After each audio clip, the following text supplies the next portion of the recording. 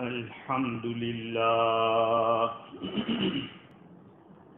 الحمد لله وحده والصلاة والسلام على من لا نبي بعده أما بعد فأعوذ بالله من الشيطان الرجيم بسم الله الرحمن الرحيم يا أيها الذين آمنوا كتب عليكم الصيام كما كتب على الذين من قبلكم لعلكم تتقون أياما معدودات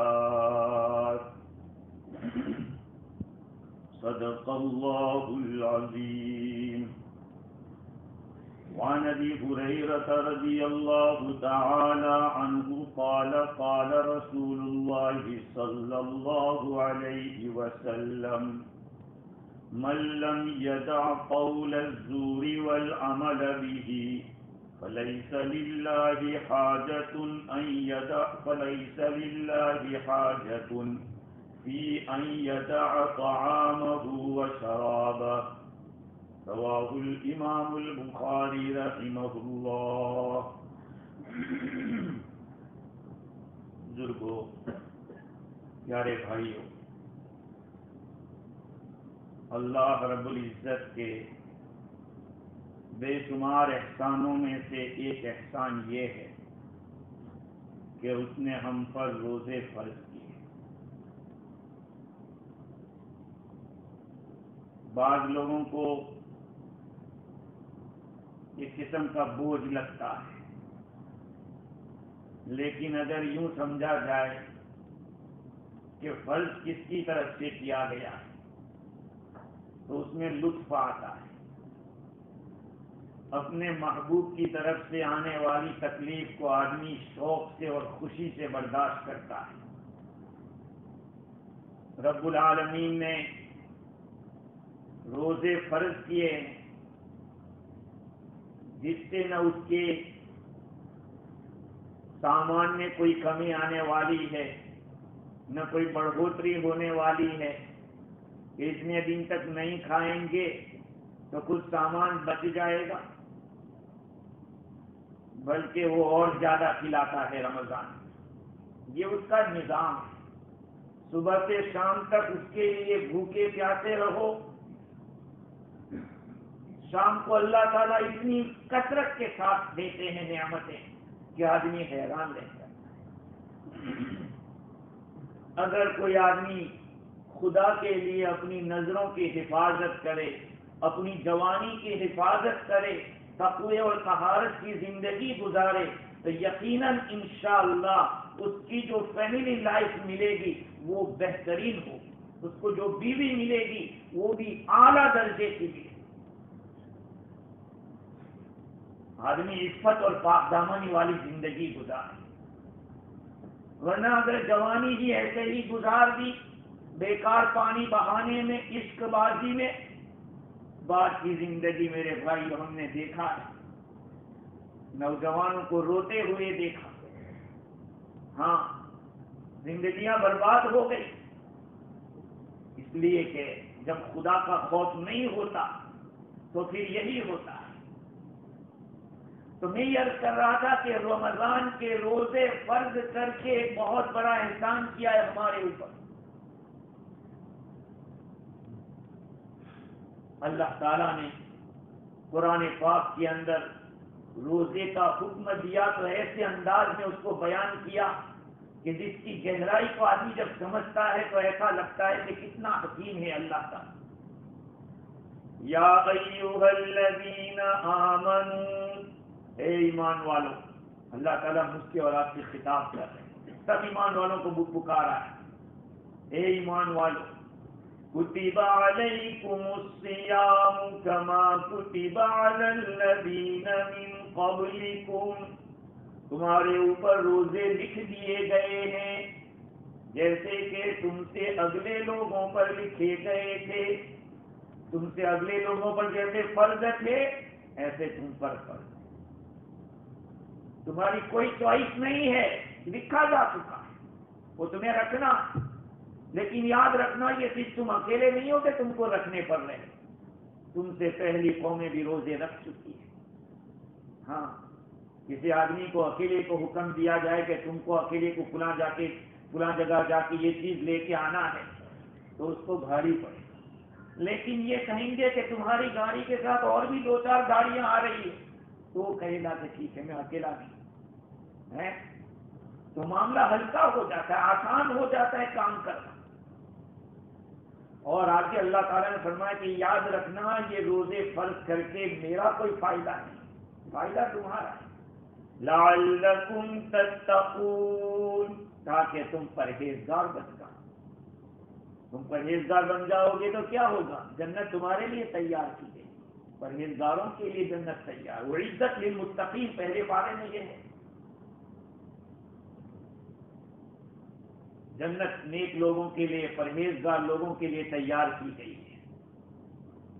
تو آج ہم روزہ رکھیں گے تو روزے سے تقویٰ ہوگا، اور تقوی سے اللہ جنت دے گا۔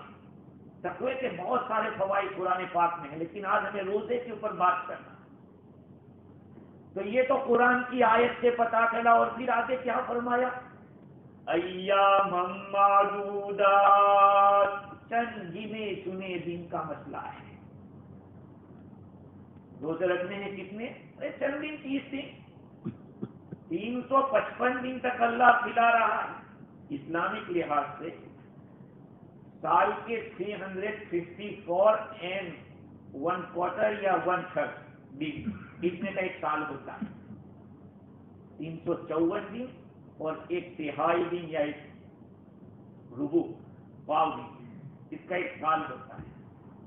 انگریزی لحاظ سے 365 دن ہوتے، تو اللہ تعالیٰ فرماتے ہیں کہ ایام معدودات، چند گنے چنے دن ہی روزے رکھنے۔ چلو یہ تو قرآن کی آیت سے ثابت ہو گیا کہ روزہ فرض ہے۔ جہاں تک احادیث شریفہ کا تعلق ہے، بے شمار حدیثیں ہیں جس سے پتہ چلتا ہے کہ رمضان کے روزے فرض ہیں۔ حضور اکرم صلی اللہ علیہ وسلم نے ارشاد فرمایا کہ من افطر یوما من غیر رخصۃ، جس آدمی نے ایک دن کا روزہ چھوڑ دیا بغیر کسی مجبوری کے یا بغیر کسی شرعی اجازت کے، ولا مرض، اور بغیر بیماری کے، لم یقض عنہ صوم الدہر کلہ وانصام، پوری زندگی کا روزہ رکھ لے وہ اس رمضان کے ایک روزے کی قضا نہیں کرتا، اگرچہ پورے سال کی پوری زندگی روزے رکھتا ہے۔ ہاں، یہی ہے، جیسا کہا ہے ویسا کرو۔ حکم ہے کہ ان دنوں میں روزہ فرض ہو چکا ہے تمہارے اوپر، اور تم اپنی چوائس سے کہو کہ یار ابھی تو کام ہے، بعد میں رکھ لوں گا ٹھنڈی کے موسم کے اندر، پوری زندگی رکھ لو، وہ کفایت نہیں کرے گا اس روزے۔ یہ سیزن ہے، اللہ تعالیٰ نے دیا ہے، یہ حدیث ہے۔ اور بھی بے شمار حدیثیں جس سے پتہ چلتا ہے کہ روزہ دین کا ایک رکن ہے، دین کا ایک تیسرا رکن ہے، اور امت کا اس پر اجماع ہے۔ رمضان کے مہینے کے روزے فرض ہونے پر امت متفق ہے کہ ہاں فرض ہے۔ کرسچنوں پہ بھی روزے وہ بھی رکھتے، لیکن انہوں نے کیا کیا تھا؟ اپنی مرضی سے وہ چلے، کبھی مہینہ چینج کر دیا، تو کبھی انہوں نے کیا کیا، بادشاہ بیمار ہوا، کہا اچھا ہو جائے گا 10 دن اور روزے رکھ لیں گے ہم لوگ، تو 10 دن بڑھا دیے، تو 40 کر دیے، اپنی مرضی سے وہ چلے۔ دین اپنی مرضی کا نام نہیں ہے، دین رب کی مرضی کا نام ہے، اللہ کے حکم پہ چلنے کا نام دین ہے۔ اب کوئی یوں سوچے کہ بھائی جس کے پاس کھانا نہ ہو روزہ رکھے، ہمارے پاس تو ہے، ہم کیوں نہیں رکھے؟ ارے باڈی کی زکات ہے یہ روزہ، جسم کی زکات جیسے مال کی زکات ہوتی اس میں سے نکالا جاتا ہے، تو روزے کے ذریعے بدن کی زکات نکالتے ہیں۔ اچھا، تو کوئی بھی شرعی مسئلہ ہوتا ہے اس کو سمجھنے کے لیے یا اس کو ثابت کرنے کے لیے 4 قسم کے دلائل ہوتے ہیں۔ ایک قرآن، پہلا قرآن، دوسرے نمبر پہ حدیث، تیسرے نمبر پہ اجماع امت کا اتفاق، اور چوتھے نمبر پر قیاس تو اس دماغ سے قیاس بھی کہہ رہا ہے کہ روزہ فرض ہونا چاہیے، اس لیے کہ روزہ نعمت کے شکریہ کا ذریعہ ہے۔ نعمت کیا؟ اللہ تعالی کی نعمت کے شکریہ کا ذریعہ ہے۔ اور دوسری چیز اللہ تعالی کے سے تقوی کا ذریعہ ہے۔ 2 چیزیں سمجھنی ہے، روزہ اللہ کی نعمت کے شکریہ کا بھی ذریعہ ہے، اور نمبر 2 اللہ سے پرہیزگاری، اللہ سے تقوی کا بھی ذریعہ ہے۔ یہ تو قرآن کہہ رہا ہے، آپ کو واضح بتلاتا ہوں۔ یا ایھا الذین آمنوا کتب علیکم الصیام کما کتب علی الذین من قبلکم لعلکم تتقون۔ اے ایمان والو، تم پر روزے فرض کیے گئے اس طرح جس طرح تم سے پہلوں پر فرض کیے گئے تھے، تاکہ تم تقوی والے ہو جاؤ، تم پرہیزگار بن جاؤ۔ تو تقوی کی وجہ سے اللہ نے روزہ فرض کیا۔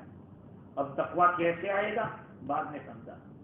دوسری چیز کیا تھی کہ روزہ ذریعہ ہے نعمت کے شکریہ کا، وہ بھی قرآن کہتا ہے یرید اللہ بکم اليسر ولا یرید بکم العسر ولتکملوا العدة ولتکبروا اللہ علی ما ہداکم ولعلکم تشکرون۔ یہ روزے فرض کر کے اللہ نے کوئی سختی نہیں، وہ تو آسانی سے چاہتا ہے۔ کتنی بیماریاں دور ہو جاتی ہیں میرے بھائیو۔ سائنس کہہ رہی ہے کہ انسان کی زندگی میں کچھ دن ایسے ہونے چاہیے جس میں اس کو کچھ گھنٹوں تک معدے کو کچھ نہ دیا جائے، پیٹ کو کوئی چیز نہ دی جائے، کچھ گھنٹے ایسے ہونے چاہیے۔ سال کے اندر کچھ دن ایسے مقرر ہونے چاہیے جس میں کچھ گھنٹوں کے لیے اسٹمک کو آرام دے۔ اس سے کیا ہوگا؟ اس سے بعض بیکٹیریا جو ہوتے ہیں وہ ختم ہو جائیں۔ بھوکے رہنے سے بہت سارے بیکٹیریا ختم ہو جائیں۔ بہت ساری بیماریاں ہیں جن کا علاج بھوکے رہنے کے سوا اور کچھ نہیں۔ لینا نام نہیں چاہیے، لیکن میں لیتا ہوں کہ گاندھی جی اور چانکیہ اس طرح کے جو ہندوؤں کے بڑے سمجھے جاتے تھے، وہ کہتے تھے کہ بھوکے رہ کر تو اڑنا سیکھا ہے لوگوں نے۔ بھوکے رہ کر اللہ کی خاطر جب بھوکا رہتا ہے تو پھر کیا نہیں ملتا۔ دیکھو، اللہ کے خاطر تھوڑی زندگی کے کچھ حصے ایسے دے کر اپنی زندگی کی قیمتی چیزوں کو خدا کو دے کر دیکھو کہ کیا ہوتا ہے۔ تندرستی ملتی ہے روزے کی وجہ سے۔ ہاں، سومو تفسیحو، حدیث میں آیا، اغزو تغنمو، جہاد میں نکلو مالدار ہو جاؤ، مال غنیمت پاؤ گے۔ سافرو، سفر کرو مالدار ہو جاؤ۔ تستغنو، سومو تفسیحو، روزہ رکھو تندرست رہو گے۔ ہاں، میں نے یہ روایت انگلینڈ کے اندر 17 مسجد میں بیان کی، یہ روایت وہاں کے ایک بھائی عالم نام کے پاکستان کے، وہ کپڑوں کا بزنس کرتے، وہ بیان کے بعد مجھے ملے اور انہوں نے بتایا کہ یہ میری زندگی کا تجربہ ہے، میں کپڑے کی تجارت میں جتنا دور جاتا ہوں اتنا تجارت ہوتی جا رہی ہے، ہوتی ترقی ہو رہی ہے۔ سافروا تستغنوا، سفر کرو مالدار ہو جاؤ، اور روزہ رکھو، صوموا تصیحوا، روزہ رکھو گے تندرست رہو۔ میں نے یہاں بیٹھ کے پہلے بھی کہا تھا، میں نے کسی کو روزہ رکھ کر مرتے نہیں دیکھا۔ ابھی کل پرسوں ایک میسج آیا انڈیا سے، کل ہی آیا، ایک آدمی نے روزہ رکھا اور روزے کے اندر اس کا ہارٹ بہت سلو ہو گیا۔ میں کہا تو روزہ بعد میں قضا کر لے گا، کوئی بات نہیں، ایک روزہ ہی تو قضا کرنا ہے، اس کو نہیں رکھنا ہے کہ 2 مہینے تک اس کو رکھنا پڑے گا۔ مجبوری ہے روزہ چھوڑ دے بعد میں کر لے، لیکن چیک اپ کرا۔ دین آسان ہے، دین میں سختی نہیں ہے۔ ہم نے علم نہ ہونے کی وجہ سے بہت آسان چیزوں کو مشکل بنا دیا۔ اس کی آدمی کے پاس جب علم ہوتا ہے تو پھر وہ آسانیوں پہ چلتا ہے۔ نبی کریم صلی اللہ علیہ وسلم کا ارشاد ہے ان ھذا الدین یسر، یہ دین آسان ہے۔ اگر تم سختی کرنے جاؤ گے تو یاد رکھنا دین تم پہ غالب آ جائے گا۔ بھلے یشاد الدین احد الا غلبہ، جو دین پر سختی کرنے جائے گا تو دین اس پہ غالب آ جائے گا۔ دین آسان ہے، کوئی مشکل نہیں ہے، لیکن پوچھو تو علماء سے، اپنی رائے سے چلو گے تو وہ تو دنیا کے کاموں میں بھی ایسا ہوتا ہے کہ آپ کو کسی ایسے ہی لگ گیا تھا فلاں ڈاکٹر اچھا ہے، فلاں اپنے مائنڈ سے جا رہے ہیں۔ اگر سسٹم سے جاؤ گے، تشخیص ہوگی، بیماری پکڑی جائے گی تو آسانی سے تندرستی مل جائے گی۔ آج بہت سارے بیمار اسی لیے پریشان ہوتے ہیں کہ ان کی تشخیص صحیح نہیں ہوتی، چیک اپ صحیح نہیں ہوتا۔ جب چیک اپ صحیح ہوتا ہے تو بیماری پکڑی جاتی ہے۔ خیر، تو میں یہ عرض کر رہا تھا کہ اللہ تعالیٰ نے قرآن پاک میں فرمایا کہ روزہ اس لیے فرض کیا ہے کہ تم شکر گزار بن جاؤ۔ اب ہمیں دو باتیں سمجھنی، روزے سے تقویٰ کیسے آئے گا اور روزے سے شکریہ کیسے ادا ہوگا۔ چنانچہ علماء نے لکھا ہے کہ روزہ نام ہے کھانے پینے اور بیوی سے دور رہنے کا، اور یہ بہت بڑی نعمتوں میں سے کھانا بھی بہت بڑی نعمت، ہاں پینا جو مشروب ہے وہ بھی بڑی نعمت ہے، اور بیوی بھی اللہ کی بہت بڑی نعمت۔ اگر سمجھو تو یاد رکھ لینا، اگر بیوی کو نعمت سمجھو تو بہت بڑی نعمت ہے۔ کتنے کام ہمارے آسان ہو جاتے ہیں، کتنے ہمارے دماغی جو ٹینشنیں ہوتی ہیں وہ ختم ہو جاتی ہیں۔ وہ اللہ نے ایک نعمت بنائی ہے، تو کبھی کبھی میں سوچتا ہوں کہ اللہ کی یہ مخلوق نہ ہوتی تو ہمارا کیا ہوتا۔ ہاں، نعمت کو نعمت سمجھو، اس کو مصیبت مت سمجھو۔ آج ہم نے مصیبت بنا کے رکھا ہے اس کو، ورنہ وہ بڑی نعمت ہے۔ تو کھانا بھی نعمت، پینا بھی نعمت، اور صحبت بیوی کے ساتھ رہنا یہ بھی ایک نعمت ہے۔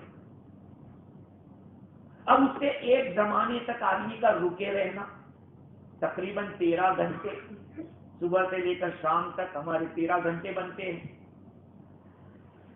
ظاہری بات ہے کہ جب اس سے دور رہے گا تو اس نعمت کی قدر ہوگی۔ صبح سے شام تک پانی نہیں پیا اور گرمی خوب ہے، اب شام کو جو ٹھنڈا جوس ملتا ہے تو آدمی گھنٹہ پورا اتارتا ہے، قدر ہوتی ہے کہ ہاں کتنی بڑی نعمت، 13 گھنٹے تک میں نے نہیں پیا تھا، کتنا اچھا لگ رہا ہے۔ اسی لیے شیخ زکریا رحمۃ اللہ علیہ فرماتے تھے کہ ٹھنڈا پانی پینا چاہیے، ہاں، کیونکہ جب اندر جائے گا تو دل سے سبحان الحمدللہ نکلے گا۔ ارے پانی جائے گا تو الحمدللہ پڑھنا ہے، لیکن جب ٹھنڈا جائے گا تو اور بھی کے اندر سے نکلے گا، جیسے کہ شام کو افطار کے وقت ہوتا ہے۔ تو ایک زمانے تک آدمی ان نعمتوں سے دور رہتا ہے تو اس کو ان نعمتوں کی قدر ہوتی ہے۔ ظاہری بات ہے، زوال قدر نعمت بوقت زوال نعمت، نعمت کی قدر اس وقت ہوتی ہے جب سے نعمت چلی جاتی ہے۔ ماں باپ کی قدر اس وقت ہوتی ہے جب ماں باپ نہیں ہوتے ہیں تو دشمن جیسے لگتے ہیں، ان کو ایک کڑوی نظر سے دیکھتے ہیں، لیکن جب نہیں ہوتے تو پتہ چلتا ہے کہ میرے باپ میرے لیے کیا تھے، میری ماں میرے لیے کیا تھی۔ میرے بھائیوں، نعمتوں کو سمجھو، نعمتوں کی قدر کرو، ہر در نعمتوں کی قدر کرو گے تو اللہ تعالیٰ نعمتوں میں اضافہ کرے گا۔ ہاں، تو جب صبح سے شام تک آدمی نعمتوں سے دور رہا، اب اس کو قدر ہوئی کہ یہ کھانا یہ پینا، روزانہ کھاتے تھے 330 دن تک کھاتے رہے، کبھی ہم نے اس کی نعمت کو نہیں سمجھا۔ ہمارے سٹی میں تو اللہ نے اتنی نعمتیں دی کہ اگر نفل روزہ رکھنے کا بھی ارادہ کرتے ہیں تو ٹوٹ جاتا ہے وہ ارادہ ہے۔ اکیلے رکھنا ہو تو بھاری پڑتا ہے نفل روزہ، لیکن گھر کے اگر دوسرے ممبر بھی رکھنے لگے تو آسان ہو جاتا ہے، کیونکہ اللہ نے اتنی نعمتیں دی ہے، چلتے پھرتے یہ پھل ہے وہ فروٹ ہے یہ چیزیں ہیں، اللہ نے بہت دیا ہے میرے بھائیوں۔ تو کچھ گھنٹوں تک دور رہے گا، اب اس کو قدر ہو رہی ہے کہ یہ کتنی قیمتی چیز ہے۔ سفر میں آدمی چلا جاتا ہے اکیلا تو گھر آ کے بیوی کی قدر ہوتی ہے، کیونکہ کپڑوں کا ٹھیک کرنا، غسل کے لیے پانی کو گرم کرنا اور جو کچھ بھی عورت کی ذمہ داریاں ہوتی وہ جو کرتی ہے، سفر میں وہ سب چیزیں خود کو کرنی پڑتی ہے، کبھی جماعت میں جانے والوں کو کچھ 4 مہینے چلے میں جو جاتے قدر ہوتی ہے نعمت کی کہ ہاں کتنی بڑی نعمت ہے۔ خیر میرے بھائیوں، تو قرآن نے کہا کہ روزہ اس لیے ہے کہ تم شکر گزار بن جاؤ، نعمتوں کا شکر ادا کرنے والے بن جاؤ، اور دوسری بات یہ بتائی کہ تم تقوی والے پرہیزگار بن جاؤ۔ پرہیزگاری کس کو کہتے ہیں؟ ڈاکٹر نے کہا کہ تمہیں یہ نہیں کھانا ہے، کہا بھائی یہ تو میرا پرہیز ہے، ڈاکٹر نے منع کیا ہے۔ کہتے ہیں کہ تمہیں ایتھرائٹس ہے اس لیے ٹھنڈے سے بچو، پرہیز کا حکم دیا۔ قرآن کہتا ہے کہ تم روزہ رکھو گے تو پرہیزگار بن جاؤ، لعلکم تتقون۔ کیسے تقویٰ ہوگا؟ تقویٰ اس طرح سے ہوگا کہ تقویٰ اصل کہتے حرام چیزوں سے بچنے کا، نامحرم کو دیکھنا حرام، غیر محرم کو دیکھنا، غیر محرم کو شیکنڈ ہینڈ کرنا اجنبی عورتوں سے مسافر لوگ کر لیتے ہیں، بعض تجارت والے بھی، بعض آفسوں میں کام کرنے والے بھی، یا جن کو آفسوں سے پالا پڑتا ہے ان کو بھی دیکھا گیا کہ کوئی بھی الگ اناپ شناپ جو بھی عورت ہوتی ہے اس سے ہاتھ ملا لیتے ہیں۔ ارے بھائی اس کے ہاتھ میں گرمی ہے، آپ کے ہاتھ میں بھی گرمی، دو گرمی جمع ہوگی تو کیا ہوگا؟ یہ تقوی کے خلاف ہے، جائز نہیں ہے۔ تو حرام چیزوں سے بچنا یہ تقوی اور پرہیزگاری ہے۔ جب بندہ 13 گھنٹے تک حلال چیزوں سے اللہ کے کہنے کی وجہ سے بچے گا تو اس میں ایک ایبلٹی اور ایک صلاحیت پیدا ہوگی، ایک ملکہ پیدا ہوگا، جس سے ملکہ راسخہ جس کو کہتے ہیں کہ وہ جب حلال سے آج بچ رہا ہے تو کل حرام سے تو ضرور بچے گا۔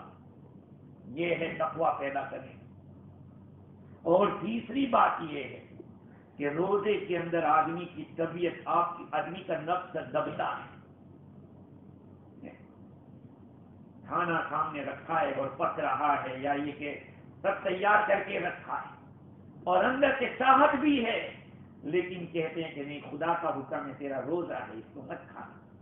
نفس کہتا ہے کہ ارے کھا لے، ایک آدھ لقمے میں کیا ہو جائے گا، یہ ایک آدھ گھونٹ پانی چپ چاپ اتار دے گا تو کس کو پتا چلے گا، لیکن کہا نہیں خدا کا حکم ہے، اب نفس یہاں پہ دب رہا ہے۔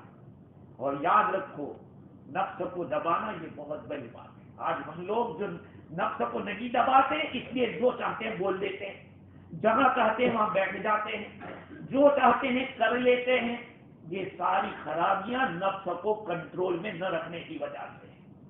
تو روزے کی وجہ سے آدمی اپنے نفس پر کنٹرول کرنا جانتا ہے، اس کے ذریعے اس میں وہ ایبلٹی پیدا ہوتی ہے جس سے وہ حرام چیزوں سے بچتا ہے۔ روزے اس لیے فرض کی، یہ نہیں ہے میرے بھائیوں کہ خدا کے خزانوں میں کچھ کمی، کچھ یہ ہے کہ ایک مہینہ یہ لوگ کم کھائیں گے تو پھر سال نکل جائے گا، نہیں، وہ تو شام کو اس سے زیادہ دے رہا ہے، اور شہری تک میں تو اور اس کی تلافی ہو جاتی ہے۔ ارے آدمی سوچے تو ذرا کہ یا اللہ تو ایک روزے پر اتنا دے رہا ہے تو نمازوں پہ کیا دے گا؟ روزے پہ تو اللہ نے فرمایا کہ الصوم لی وانا اجزی بہ، روزہ میرے لیے۔ بھائی نماز پڑھنے والا نماز پڑھ رہا ہے، اس کا رکوع کہہ رہا ہے کہ نماز میں، حج کرنے والا حج کرنے جاتا ہے، اس کے کپڑے بتا رہے کہ یہ حج میں احرام میں ہے، زکات دینے والا کسی کو دے رہا ہے تو غریب کو پتا چلتا ہے کہ یہ زکات دے رہا ہے، لیکن روزے کا کسی کو پتا نہیں۔ اس لیے اللہ تعالیٰ کیا فرماتا ہے الصوم لی، روزہ تو میرے لیے، وانا اجزی بہ، اور اس کا بدلہ میں دوں گا، میں دوں گا۔ ایک انعام پرائم منسٹر کسی آدمی کے ذریعے بھیج دے آپ کے گھر کہ یہ فلاں صاحب کو اتنا دے دے، اور ایک یہ ہے کہ پرائم منسٹر اپنی پارلیمنٹ میں بلا کے کہے کہ تم نے اتنا بڑا کارنامہ انجام دیا ہے، آج ہم اپنے ہاتھ سے آپ کو یہ انعام دے رہے ہیں۔ دنیا میں تہلکہ مچ جائے، اس کو تو پارلیمنٹ میں بلایا اور پارلیمنٹ میں یہ انعام۔ خدا تعالیٰ کیا فرماتے ہیں الصوم لی وانا اجزی بہ، روزہ میرے لیے اور میں اس کا بدلہ دوں گا۔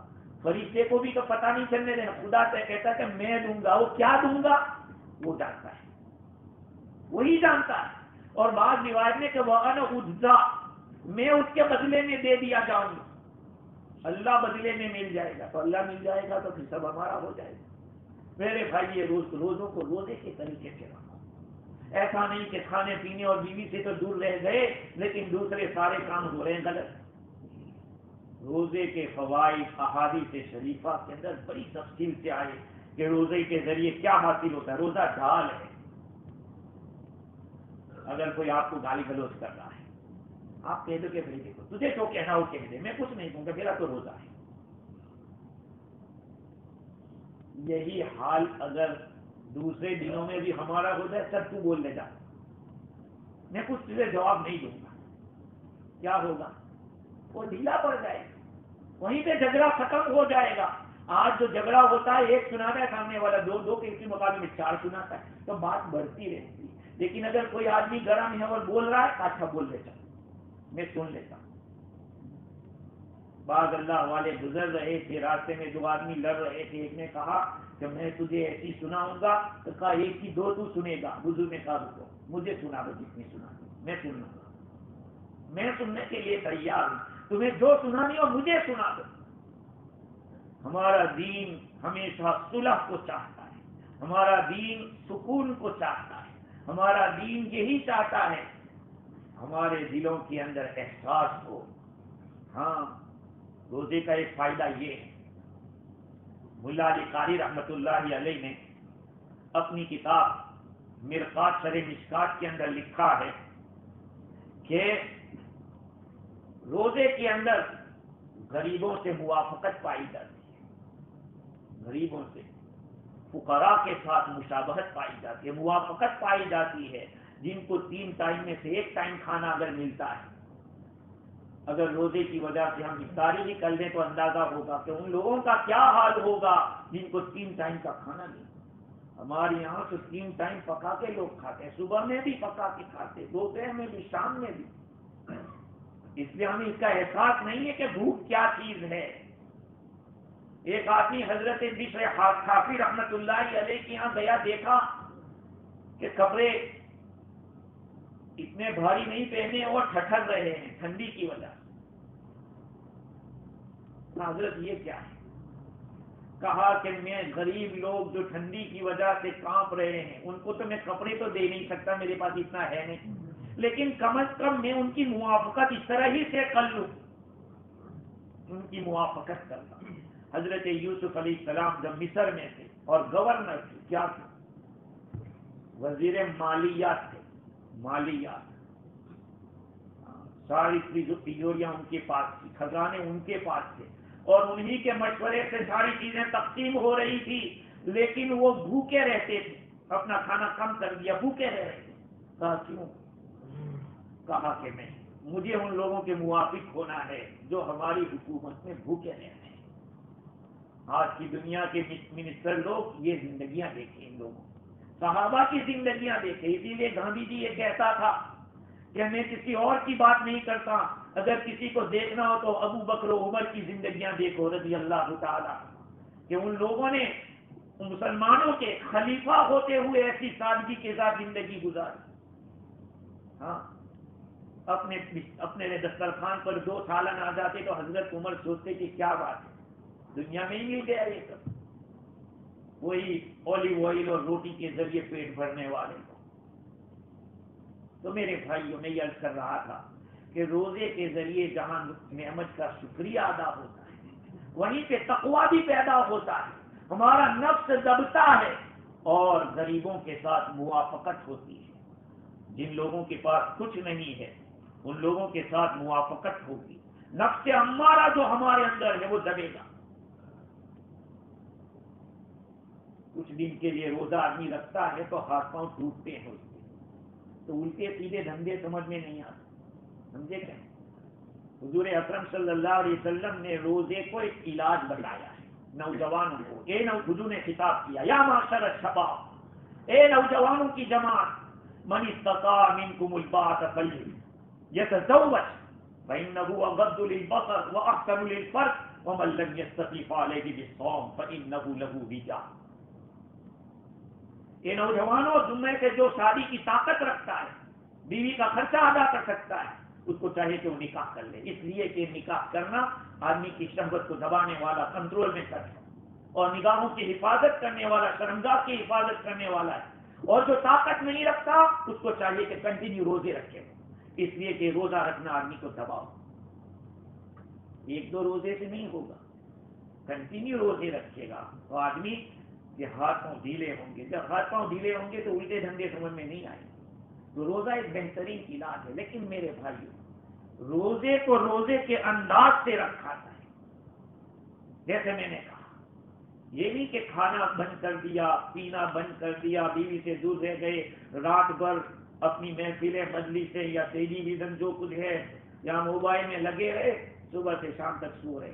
روزہ ہے ہمارا، ماشاء اللہ. کیسا روزہ؟ صرف ٹائم بدل دیا کھانے کا؟ نہیں. روزوں میں آنکھوں کی حفاظت، دل و دماغ کی حفاظت، ہاتھ پاؤں کی حفاظت، سب چیز کی حفاظت. بخاری شریف کی حدیث ہے، حضرت ابو ہریرہ رضی اللہ تعالی عنہ اس روایت کے راوی ہے کہ نبی اکرم صلی اللہ علیہ وسلم نے ارشاد فرمایا، من لم یدع قول الزور والعمل به فلیس للہ حاجۃ فی ان یدع طعامہ وشرابہ.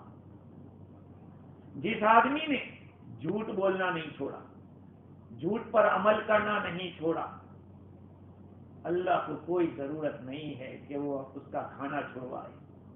بندہ اپنا کھانا چھوڑ دے یا اپنا پینا چھوڑ دے، اللہ کو بھوکا پیاسا رکھنا مقصود نہیں ہے، اس کے ذریعے ایبلٹی پیدا کرنا ہے. اگر آپ دوائی بھی کھا رہے ہیں اور بد پرہیزی بھی کر رہے ہیں، کھانسی کی دوائی کھاتے جا رہے ہیں اور فل اچھا ٹھنڈا جوس پیتے جا رہے ہیں، کیسے فائدہ ہو؟ رکنا پڑے گا. کوئی بھی کہے گا، کوئی عقل مند آدمی وہ ضرور کہے گا کہ بھائی پہلے تو اس کو روک، ٹھنڈا پینا بند کر اور پھر گولی کھا. اگر گولی نہیں بھی کھائے گا تو کچھ وقت میں ٹھیک ہو جائے گا. اس لیے جہاں آدمی کو عمل کرنا ہے وہاں بد پرہیزی سے بھی بچنا ہے. آدمی نماز بھی پڑھے لیکن نگاہوں کی بھی حفاظت کرے. آدمی روزہ رکھے لیکن زبان سچی رکھے. اگر آپ نے رمضان اور غیر رمضان میں کوئی فرق نہیں کیا تو پھر فائدہ کیا ہو؟ روزے کا مقصد تو یہی ہے کہ آپ کی آنکھوں کا روزہ ہو، آپ کے ہاتھ کا روزہ ہو، آپ کی شرمگاہ کا، دل کے دماغ کا روزہ ہو. اگر وہ نہیں، اللہ کے نبی فرماتے اللہ کو کوئی ضرورت نہیں کہ تمہارے کھانے پینے کو اس طرح سے چھڑوا دے اللہ تعالیٰ. اور بھی روایت کے اندر حضرت ابو ہریرہ رضی اللہ تعالیٰ عنہ فرماتے نبی اکرم صلی اللہ علیہ وسلم نے ارشاد فرمایا، کم من صائم لیس له من صیامه الا الظمأ وکم من قائم لیس له من صیامه الا السحر. بہت سارے روزے دار ایسے ہوتے ہیں، بہت سارے روزے دار ایسے ہوتے ہیں کہ جن کو روزے میں سے سوائے بھوکے پیاسے رہنے کے اور کچھ نہیں ملتا. ان کو بھوکے پیاسے رہنے کے سوا اور کچھ نہیں ملتا. اور بہت سارے راتوں کو عبادت کرنے والے ایسے ہوتے ہیں کہ جن کو اپنی رات کی عبادت میں سوائے بیدار رہنے کے اور کچھ نہیں ملتا. یہ بیہقی کی روایت، دارمی کی روایت ہے، سنن دارمی میں ہے. بہت سارے روزے دار ایسے ہوتے ہیں کہ رات پورا دن کا روزہ ہے لیکن کیا ملا؟ کب بھوکے پیاسے رہے، بیوی سے دور رہے. بس میرے بھائیوں، ہمارے رمضان اور غیر رمضان میں فرق کرو. پہلے آپ 5 نماز فرض پڑھتے تھے، آپ کچھ نفل نماز ایک کر لو. پہلے آپ کچھ صورتیں پڑھتے تھے، آپ زیادہ کرو. کچھ تسبیحات پڑھتے تھے، تسبیحات کو بڑھا دو. ہماری زندگی کے اندر کچھ ایسا ہونا چاہیے کہ رمضان اور غیر رمضان میں فرق ہو. یہ کیا کہ صرف رمضان کے مہینے میں مسجد میں آئے اور پھر سال بھر نہیں دکھیں گے. ارے بھائی ٹھیک ہے، آئے ہیں، بہت اچھا، اللہ قبول کرے اور آگے کے لیے اللہ تعالیٰ دروازے کھولے. رمضان میں اللہ سے مانگو کہ یا اللہ تو رمضان میں لاتا ہے تو غیر رمضان میں بھی لانے والا تو ہی، تیرے سوا کون لاتا ہے؟ تو پھر میرے لیے لکھ دے کہ میں پوری زندگی تیرے در پہ آتا ہوں، میں تیرا ذکر کرتا رہوں، تیری یاد میں لگا رہوں. تو حضور نے فرمایا کہ بہت سارے روزے دار ایسے ہوتے ہیں کہ جن کو روزے سے سوائے بھوکے پیاسے رہنے کا اور کچھ نہیں ملتا. اور بہت سارے شبخیز ایسے ہوتے ہیں راتوں کو بیدار رہنے والے، ان کو رات کو سوائے بیداری کے اور کچھ نہیں ملتا. تراویح ہو رہی ہے، بہت سی دفعہ ایسا بھی ہوتا ہے کہ امام تراویح پڑھا رہا ہے اور کچھ لوگ باہر بیٹھیں گے، جب وہ رکوع میں جائے گا تو ہم بھاگیں گے اور اس کو رکوع میں پکڑیں. بھائی یہ کیا تراویح؟ قرآن سنو. سال بھر میں کہاں سننے کا موقع ملتا ہے؟ 1 منٹ بھی ضائع مت کرو. اپنی مسجد کے اندر جتنی بھی ایکٹیویٹیز ہوتی ہیں سب میں حصہ لینا چاہیے. میں تو کہتا ہوں حضور صلی اللہ علیہ وسلم کی جو سخاوت بڑھ جاتی تھی، جہاں مالی سخاوت بڑھتی تھی وہاں علم و عرفان یہ ساری چیزیں تقسیم ہوتی تھی حضور کے یہاں. صحابہ کرام رضی اللہ عنہ حضور سے ساری چیزیں لیتے تھے، یہاں تک کہ جبریل امین کے ساتھ قرآن کا دور ہوتا تھا. حضور سناتے تھے جبریل امین کو، یہاں تک کہ جس وقت حضور کی وفات ہوئی جس سال، اس رمضان میں حضور نے 2 دفعہ قرآن دور کیا. قرآن مجید سے میرے بھائیو آج نیت کرو. آپ لوگ، ایک آدمی نے تو مجھے کہا کہ رمضان کے بعد میں قرآن سیکھنے آؤں گا. سب نیت کرو کہ ہماری جتنی تو گزر گئی، سفید ہو گئی، ہم قرآن نہیں سیکھ سکتے، لیکن اب تو کچھ کرنا ہے. ایسے لوگ نیوزی لینڈ میں آج بھی ہے جو الف باتا سا نہیں جانتے تھے، آج آرڈینری عام دنوں میں روزانہ 1-2 سپارے پڑھتے اور رمضان میں 4-5 پارے پڑھتے. سوچیے، جب اس آدمی نے مجھے کہا میں حیران تھا. اس نے ابھی مجھے بتایا کہ سورہ یاسین میں نے زبانی یاد کر. کیا ایک آدمی 65 کی عمر میں سورہ یاسین زبانی کر سکتا ہے؟ کیوں نہیں کر سکتا؟ صحابہ کرام رضی اللہ عنہ اجمعین جو ہیں ان میں اکثر و بیشتر تو بڑی عمر میں اسلام میں داخل ہوئے اور بعد میں قرآن جب نازل ہونا شروع یاد کرتے ہو گئے، حافظ ہو گئے قرآن کے. میرے بھائی نیت کرو، قرآن کا یہ مہینہ ہے، رمضان کا مہینہ قرآن کا مہینہ ہے. اس کے لیے قرآن سے تو ایسا شغف ہمارا ہو جانا چاہیے کہ بس صدام حسین جیسا آدمی جب دنیا سے جاتا ہے تو قرآن لے کے جاتا ہے، قرآن پڑھتا ہے. دیوارے میں لوگوں نے لکھا ہے کہ جس وقت وہ جا رہا دنیا سے جب گیا تو اس نے کہا کہ نماز پڑھا، نماز پڑھنے کے بعد ناشتہ بھی اس نے اچھی طرح سے کیا تھا. اس کو کہتے ہیں مومن کی موت. اللہ زیادہ جانتا ہے اصل تو، لیکن بات یہ کہ ظاہر کو تو ہم دیکھ سکتے ہیں، ہم ظاہر کے اعتبار سے کچھ کہہ سکتے ہیں، باقی اندر کا معاملہ تو خدا جانتا ہے کہ جو اللہ اس کے ساتھ کرے گا. لیکن اس نے اتنا ضرور کہا کہ میں یہ نہیں چاہتا کہ میری قوم یہ سمجھے کہ میں موت سے ڈر گیا. اس لیے اس نے یہ نہیں کالا جو کپڑا پہنا تھے وہ نہیں پہنا. میرے بھائیوں، قرآن سے تعلق پیدا کرو. یہ رمضان کا مہینہ کئی خیروں کو لیے ہوئے، بڑی بھلائیاں ہیں اس کے اندر. ہم لوٹنے والے بن جائیں اور ایسا فائدہ اٹھائیں. جیسے میں نے پہلے بھی کہا تھا کہ ہماری وہ جو نمازیں نفل ہے، تہجد ہے، اشراق ہے، چاشت ہے، اوابین ہے، ایک بھی مس نہیں ہونی چاہیے. اور ہو سکے تو کم از کم 2 دفعہ پورے مہینے میں قرآن ختم کریں. اگر آپ نہیں پڑھنا جانتے تو کم از کم سنو. ابھی ایک آدمی لٹوکا کے اندر 70+ کا ہے اور ایسا بیمار ہے کہ وہ بات نہیں کر سکتا، سن سکتا ہے، تو روزانہ 3 سپارے وہ سن رہا ہے. پڑھا 3 سپارے ہوتا رہتا. بس تندرست تھے تو 5 پارے سنتے تھے، 4 پارے سنتے تھے. آج ایک آدمی حافظ قرآن اب دنیا سے ایسے بالکل ایسی بیماری میں مبتلا ہے، اللہ ان کو شفا دے، لیکن یہ کہ 3 سپارے روزانہ اس حال میں وہ سن رہے ہیں. کیا مطلب؟ تمہاری زندگی میں جو اعمال ہوں گے وہ موت کے وقت بھی وہی تمہارے ساتھ رہیں گے، اور جن اعمال کے ساتھ تمہاری موت آئے گی اسی عمل کے ساتھ تم اٹھائے جاؤ گے. تو کون نہیں چاہتا کہ قرآن کے ساتھ ہم اٹھیں؟ ہر ایک چاہتا ہے، کیونکہ کل قیامت میں اللہ کے سامنے سب سے بڑا طاقتور اگر کوئی ڈیفینسر ہوگا تو قرآن ہوگا، کیونکہ قرآن اللہ کا کلام ہے. اللہ ختم نہیں تو قرآن بھی ختم نہیں ہوگا. اس لیے میرے بھائیوں، قرآن سے تعلق ایک ایسا تعلق ہے جو ختم نہ ہونے والا تعلق ہے. دنیا کے دوست و احباب، دنیا کی ساری نعمتیں اور دولتیں سب یہیں پر رک جائے گی، لیکن خدا کا جو تعلق اور خدا کے نبی کا جو تعلق ہے، خدا کے کلام کا جو تعلق ہے، وہ کبھی ختم نہیں ہوگا. اس لیے کہا جاتا ہے کہ اپنے آپ کو قرآن سے وابستہ کر دو اور نیتیں کر لو. ہر ایک اپنی اولاد میں سے کسی نہ کسی کو حافظ بنائے. نیتیں کرو، اللہ تعالیٰ نیتیں کے مطابق عطا فرمائے گا. اگر آپ کے دل میں شوق ہی نہیں ہے تو خدا کو بھی کوئی ضرورت نہیں. اللہ تعالیٰ مجھے بھی اور آپ کو بھی پورے رمضان کی قدردانی کی توفیق دے. جو روزے ہوئے اللہ قبول فرمائے، جو تراویاں ہو رہی جہاں کہیں بھی ہو رہی ہے، اپنے علاقے کے مرکز کے اندر تراویاں پڑھو میرے بھائیوں. آباد کرو اپنے مرکزوں کو. خیر اترتی ہے تمہارے مرکزوں کو، تمہاری مسجدوں کو دیکھ کر اللہ کی طرف سے خیر کے فیصلے ہوتے ہیں. اس لیے یہ سوچ کر کہ میں تو پڑھتا ہوں، گھرے پڑھ لیتا ہوں، گھرے پڑھنے سے کیا کام چلے گا؟ اچھا ہے جماعت کے ساتھ پڑھو. اللہ تعالی ہم سب کو عمل کی توفیق عطا فرماوے. وآخر دعوانا ان الحمد للہ رب العالمین.